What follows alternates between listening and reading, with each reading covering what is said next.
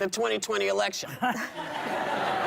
It's approaching, and it seems like a lot of folks are tapping out, Republicans in particular. 15 Republican members of Congress are set to retire, with only 2 seeking a higher office. Now, why do you think they're bailing now, and what does this mean, or does it mean anything for the GOP? Is this just what normally happens in this, you know, in the beginning of the sort of second? Well, they're in the minority in the House, and they don't like it. You know, and what I don't understand is if some of them don't like Trump and you're leaving anyway, why not just say something about it? The level of cowardice in the Republican Party right now is despicable, in my opinion. I mean, these people are quitting and not standing up against this president, who we all know secretly think he's an idiot. You know that's true. And yet they won't say anything, which, okay, if you're running for office again and you want to get reelected and you need Trump to get reelected, it's almost understandable that you would be a hypocrite.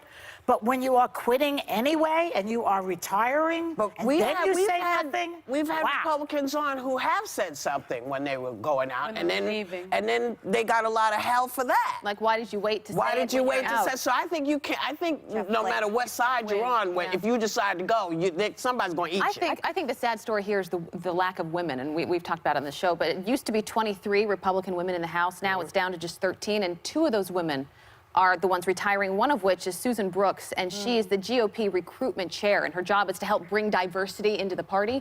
She's leaving to be with her family and friends. She was voted in 2012. That's a bad sign, I think, for Republicans going forward, because they really do need to broaden their tent. Well, it might be good for her. Run. She's just saying, listen, I've got more diversity in my family than I've been able to bring into the party. Yeah. Right. So I'm going home. I couldn't figure out. I can't do my job here because I can't bring folks in. But I'm curious as to why, because I was looking at the list, and it's all over the place. You've got someone that's as young as 43, some up to age 68, some are recently elected, some have been there for a really long time. It doesn't seem to make sense. I mean, Will Hurd of Texas, who's been on this show, who was so lovely, said he was just going to start working on the nexus between technology and national security, and that was a good reason, a valid reason. But why the others? Well, they got their tax breaks. They're going to get speaking gigs. That's not it.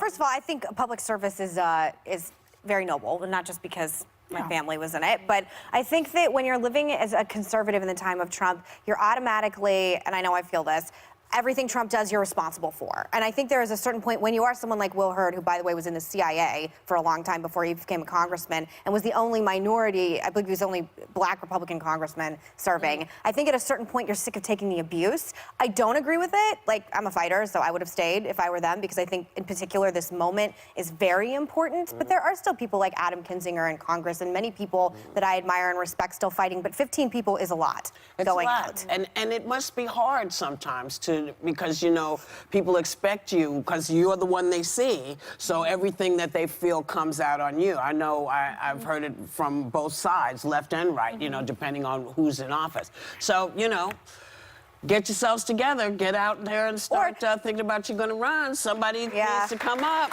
Now it's y'all.